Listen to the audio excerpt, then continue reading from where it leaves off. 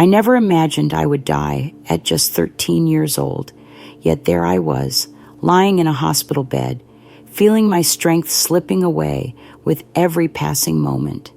The room smelled sterile, the air thick with the scent of disinfectant, and the rhythmic beeping of the machines filled the silence. My name is Lily, and this is the story of how I died, met Jesus, and learned the truth about the end of the world. It all began with a seemingly harmless headache. At first, my parents thought it was due to stress from school or spending too much time on my phone.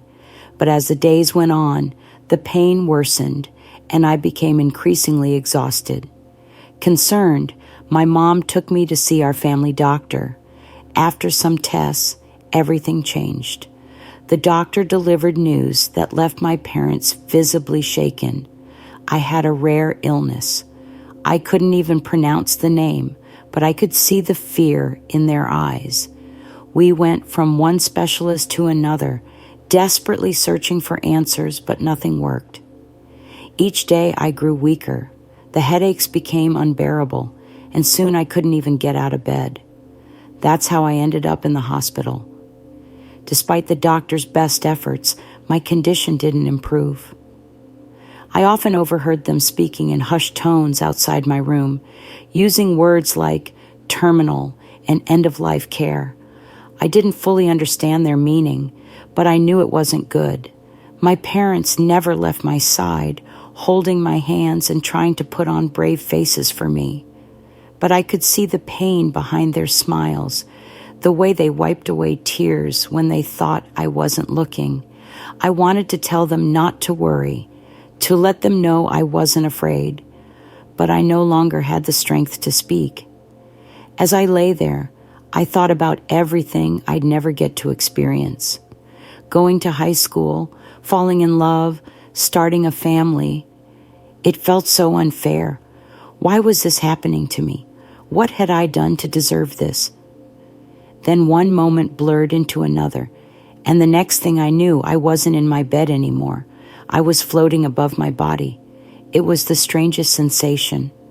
I could see myself lying pale and still, my parents holding my hands and crying while the doctors worked frantically to save me. I wanted to call out to them, to tell them I was okay, but they couldn't hear me. That's when I noticed a bright light in the corner of the room. It was unlike anything I'd ever seen, brilliant yet soft, radiating warmth and comfort. The light grew larger and brighter, and I felt an irresistible pull toward it.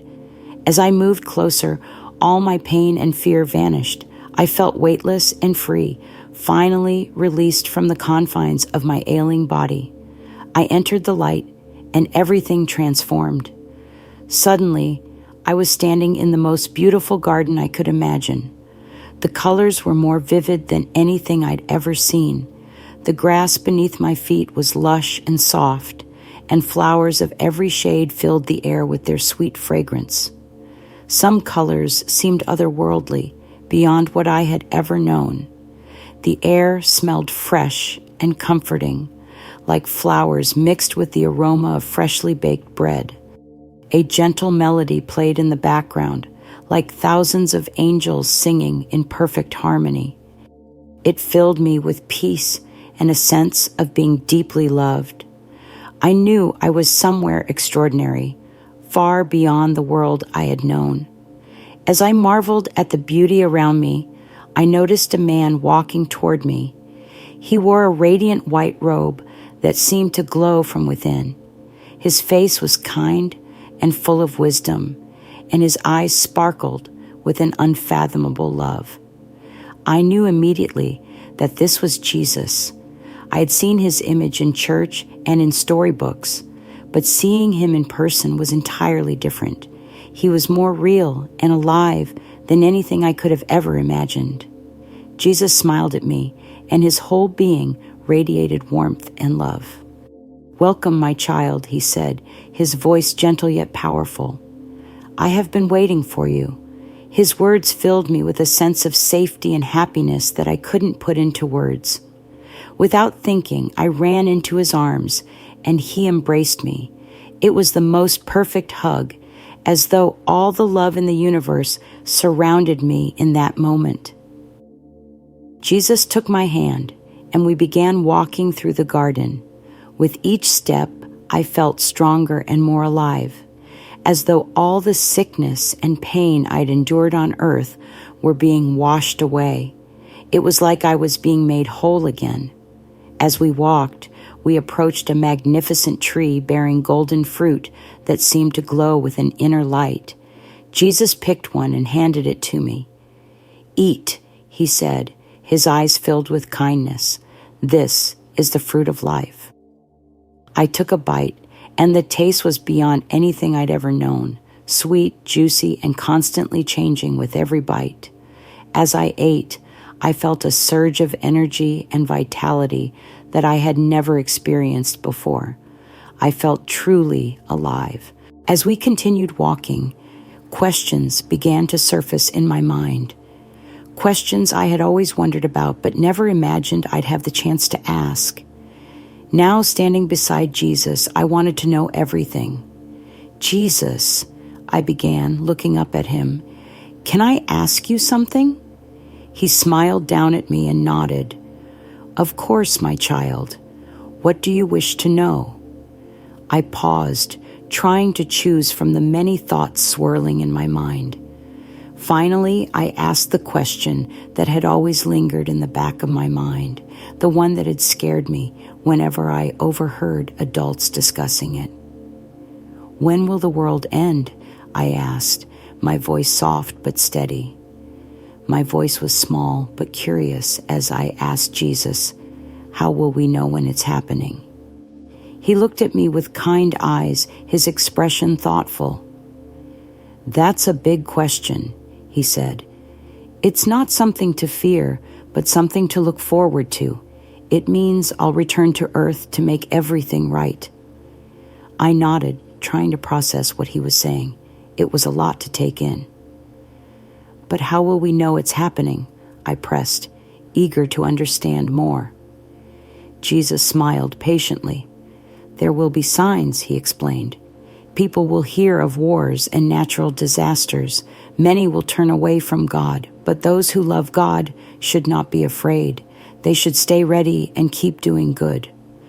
I pondered his words. It sounded both scary and exciting. "What happens after the world ends?" I asked, my curiosity growing. Jesus' face lit up with joy. "There will be a new heaven and a new earth," he said. "All the bad things will be gone. No more sadness, no more pain, no more death. Everyone who loves God will live with him forever." It sounded like the happy ending of a fairy tale, but real. Still, I had more questions. "What about the people who don't believe in God?" I asked, thinking of some of my friends who had never been to church. For a moment, Jesus' expression turned sad, filled with compassion. "God loves everyone and wants everyone to be with him," he said gently. "But he also gives people the choice to love him back. Those who choose not to will be separated from him." His words felt heavy, and I understood the importance of telling others about God's love. "So, what should we do while we're waiting for the world to end?" I asked, eager to know how I could make a difference. Jesus' smile brightened, and his face radiated warmth. "Live your life with love," he said. "Love God with all your heart, and love others as you love yourself. Help those in need, forgive those who hurt you, pray, and read the Bible to know God better. And always remember, I am with you, even when you can't see me." We continued walking through the breathtaking garden, and I noticed other people there. They looked peaceful and joyful. Some were singing, others talking and laughing. It felt like a big family reunion, full of love and happiness. As we walked, I noticed a massive book resting on a golden stand. It was the largest book I'd ever seen, its cover adorned with precious gems that sparkled in the light. "What's that?" I asked, pointing to it. "That's the Book of Life. Jesus explained. It contains the names of all the people who love God and follow Him. A flicker of nervousness hit me. Is my name in there? I whispered hesitantly. Jesus smiled warmly. Yes, it is, he said with certainty, and so are the names of many others, but there's still room for more. His words filled me with hope. We came to a crystal-clear river that sparkled like diamonds under the heavenly light. This is the river of life, Jesus said. Its water gives life to everything in heaven. I bent down to touch the water, which felt cool and refreshing against my skin. When I stood back up, I felt even stronger and happier, as though the water had filled me with new life. By the river, I saw animals living peacefully together, lions playing with lambs, eagles soaring gracefully through the air. None of the animals seemed frightened or hungry. Everything was in perfect harmony. In heaven, Jesus said, all creation lives in peace. There's no fighting or hurting here. As we walked further, we reached a magnificent city. Its walls were made of precious stones that glittered in the light, and its streets were paved with gold, so clear it reflected like glass. This is the New Jerusalem, Jesus said. It's where God lives with His people. The city was bathed in radiant light, though I couldn't see a sun or moon. God's glory is the light here, Jesus explained. The people walking through the streets radiated joy, and I recognized some of them from Bible stories. Moses with his long beard, David holding his harp, and Mary with her kind smile. They waved at me, and I felt a deep sense of belonging, like I was part of a great story that had been unfolding since the beginning of time. Finally, we arrived at a majestic throne in the center of the city. It shimmered with light, more beautiful than anything I could describe. This is God's throne, Jesus said. From here, He rules with love and justice. Standing before the throne, I felt the overwhelming presence of God. It was powerful, but comforting, filling me with a love so complete that I knew I was exactly where I was meant to be. As we stood there, I felt the weight of everything I had seen, and my heart filled with peace, joy, and purpose. I heard voices singing. It was the most beautiful music I'd ever heard. Angels and people were praising God together, their voices blending in perfect harmony. The sound filled me with joy, and I wanted to join in. But then Jesus looked at me with a hint of sadness in His eyes. "It's almost time for you to go back," He said gently. I felt my heart sink. I didn't want to leave this wonderful place.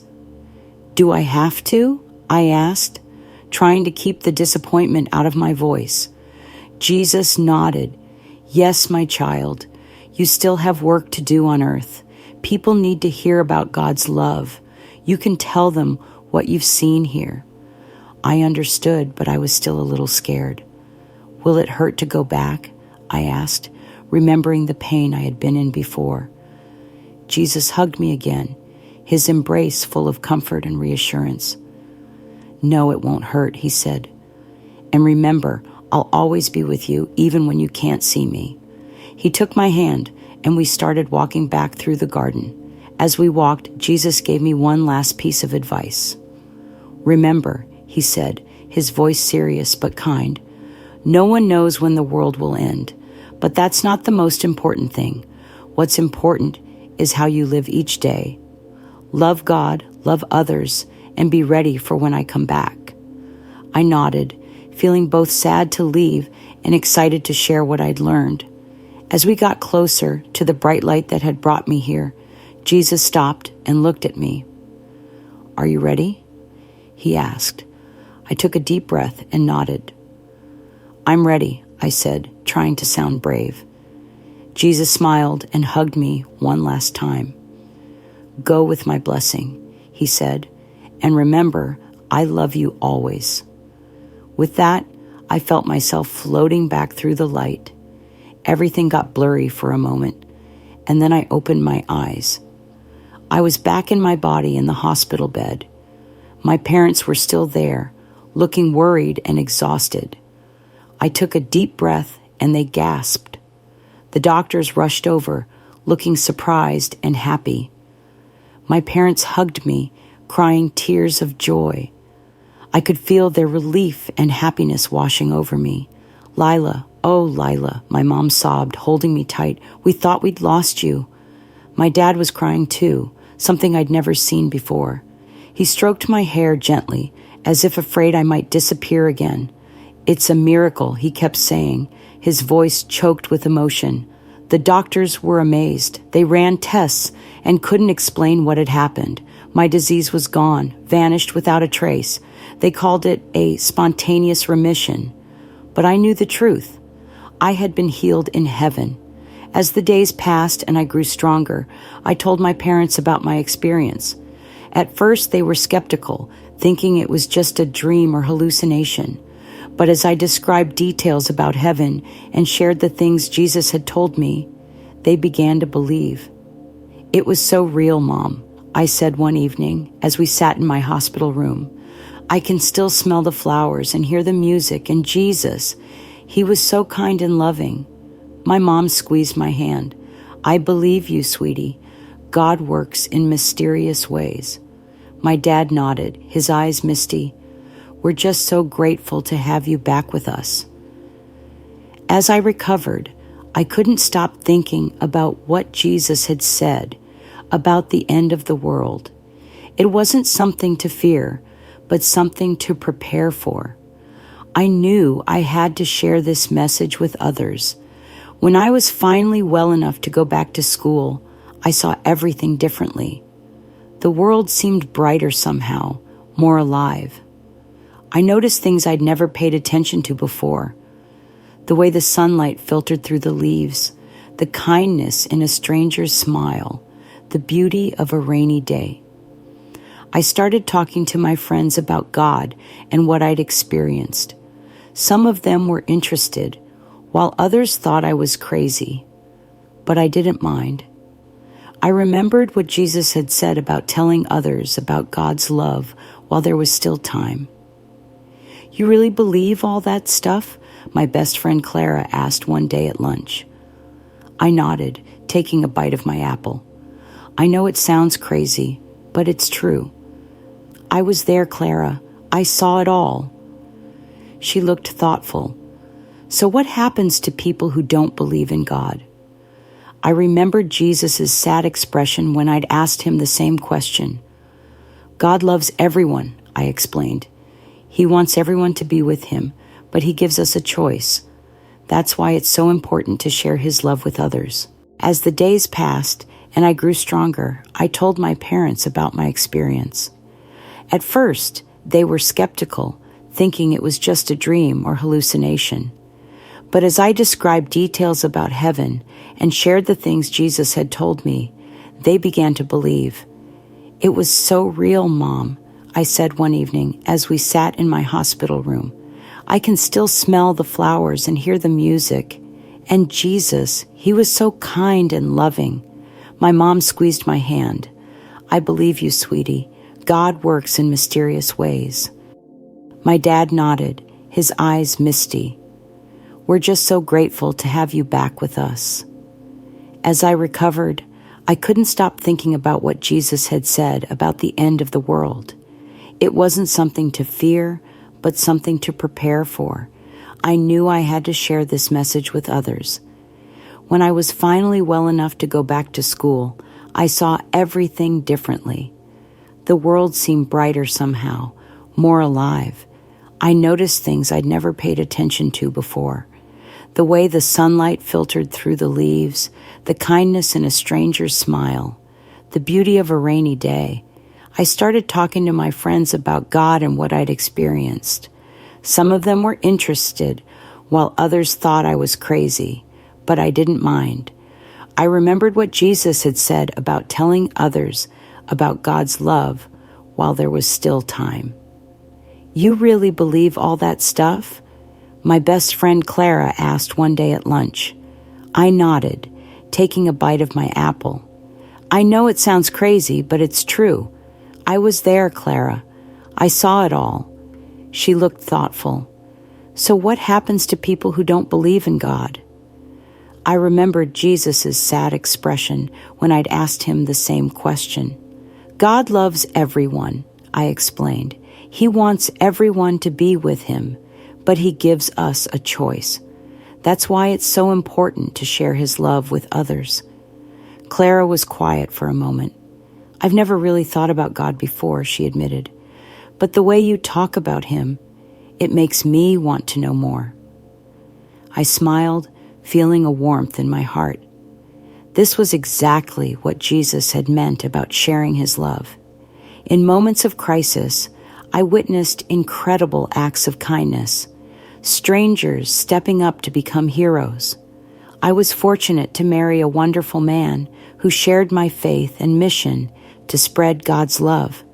Together we raised children, and I shared my experience in heaven with them, teaching them to live with love and purpose, always prepared for Jesus' return.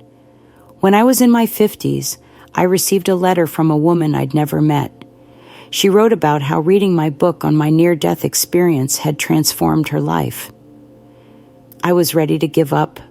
She wrote, "Life felt meaningless, but reading your story about God's love and the beauty of heaven gave me hope.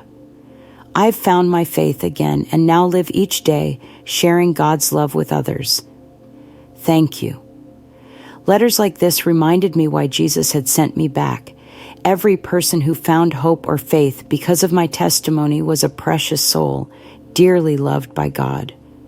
As the years went by, I couldn't help but notice events that felt like signs of the end times: natural disasters, wars, and widespread loss of faith. But I held on to Jesus' words. No one knows when the world will end, but that's not what matters. What's important is how you live each day. I continued to live with love and purpose. I volunteered at hospitals, offering comfort and hope. I spoke at churches and events, sharing my story to inspire others to live with faith and love. My goal was to be a beacon of light in a world that often felt dark, just as Jesus had been for me. One night, as I lay in bed, a familiar warmth washed over me, and my room filled with a soft light. For a moment, it felt as though I was back in heaven. Then I heard Jesus' voice, as gentle and loving as it had been so many years ago. "Well done, my faithful servant," he said. "You have shared my love and kept the faith. Are you ready to come home?" A joy beyond words filled my heart. "Yes, Lord," I whispered. "I'm ready." Leaving my earthly body didn't frighten me.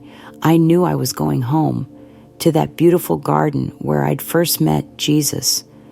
This time, though, I wouldn't have to leave. As I stepped into the light, I saw Jesus waiting for me, arms open wide. Behind him, I saw countless people whose lives my story had touched.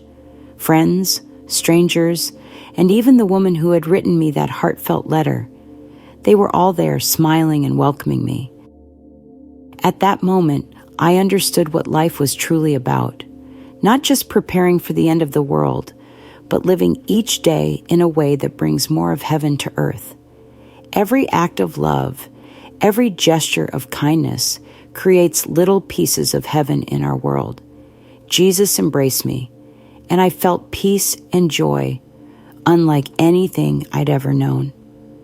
I was finally home, and the real journey was just beginning. Looking back from this heavenly perspective, I saw how every experience, every challenge, and every relationship had been part of God's plan. Even the illness that led to my near-death experience as a child had a greater purpose, to guide me toward sharing God's love with others. I realized that the end of the world isn't something to fear. Instead, it marks the beginning of something unimaginably beautiful, a renewal, a reunion with our Creator. As I joined the heavenly chorus, singing praises to God, gratitude filled my heart.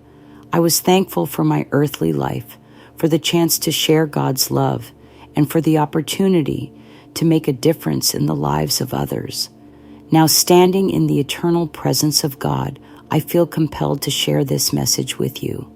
No matter who you are, young or old, believer or skeptic, you are loved beyond measure. The end of the world, whenever it may come, is not to be feared. It's a promise of renewal, of justice, and of love triumphant. But you don't have to wait for the end to experience a taste of heaven. Through your actions, words, and love, you can bring a piece of heaven to earth every day. Remember what Jesus told me. Live your life with love. Love God with all your heart and love others as yourself. Help those in need. Forgive those who hurt you, and trust that I am always with you. These aren't just kind words. They're a roadmap for a life that truly matters.